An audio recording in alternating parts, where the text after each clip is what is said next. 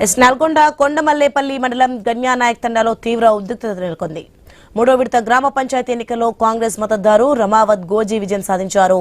అర్ధరాత్రి 30 మంది వ్యక్తులు రాళ్లతో కర్రలతో గోజీ ఇంటిపై దాడి చేశారు. ఓడిపోయిన అభ్యర్థి మద్దతుదారులు దాడి చేశారని ఆరోపణలు వచ్చాయి. ఘటనా స్థలానికి చేరుకున్న పోలీసులు నిందితులను అదుపులోకి తీసుకున్నారు.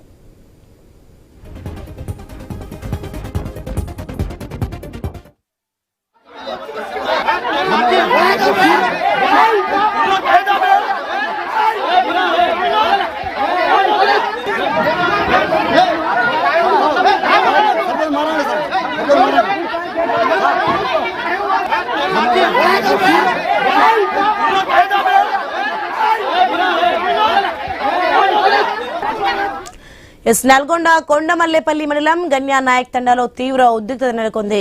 మూడో విడత గ్రామ పంచాయతీ ఎన్నికల్లో కాంగ్రెస్ మద్దతుదారు రమావత్ గోజీ విజయం సాధించారు.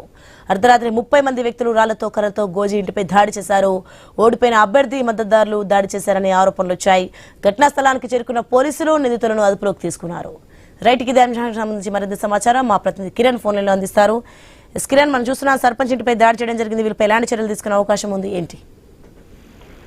సోని, నల్గొండ జిల్లాలో పంచాయతీ ఎన్నికల పోరు, నేతల ఆధిపత్య పోరు ఇంకా ఉందని చెప్పొచ్చు. నిన్న నల్గొండ జిల్లా కొండమల్లేపల్లి మండలం గన్యానాయక్ తండాలో అర్ధరాత్రి తీవ్ర ఉద్రిక్తత చోటు చేసుకుంది. అయితే మూడో విడత గ్రామ పంచాయతీ ఎన్నికల్లో భాగంగా కాంగ్రెస్ పార్టీకి చెందినటువంటి రమావత్ గోజీ విజయం సాధించారు. ఆ నేపథ్యంలోనే ఆయన విజయం సాధించినప్పటి నుంచి ఆయన ప్రత్యర్థులు ఆయనపై తీవ్రంగా గరంగరంతో ఉన్నట్టుగా తెలుస్తా ఉంది.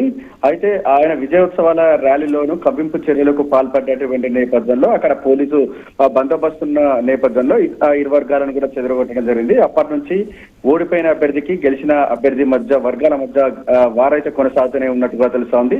అయితే నిన్న రాత్రి ఓడిపోయిన అభ్యర్థికి సంబంధించిన సుమారు 30 మంది కార్యకర్తలు గెలిచిన అభ్యర్థి గోజీ ఇంటిపై రాళ్లు కర్రలతో కూడా దాడి చేసినట్టు కూడా తెలుస్తా ఉంది. ఈ దాడిలో గోజీతో పాటు ఆయన కుటుంబ సభ్యులు కూడా గాయపడ్డట్టు కూడా తెలుస్తా ఉంది. ఈ ఘటనా సమాచారం అందుకున్నటువంటి పోలీసులు ఘటనా స్థలానికి చేరుకున్నారు. దాడికి కారణమైనటువంటి వారిని అదుపులోకి తీసుకున్నట్టు కూడా తెలుస్తా ఉంది. ఈ ప్రస్తుతం అయితే గ్రామంలో పోలీస్ పికెటింగ్ అయితే కొనసాగుతున్నటువంటి పరిస్థితి అయితే ఉంది. మొత్తానికైతే నల్గొండ జిల్లాలో చాలా చోట్ల పంచాయతీ ఎన్నికలు ముగిసినప్పటికీ కూడా ఇంకా ఆధిపత్య పోరు, వర్గ పోరు ఇంకా కొనసాగుతుందనే చెప్పొచ్చు. Soni, right, thanks for the information Kiran.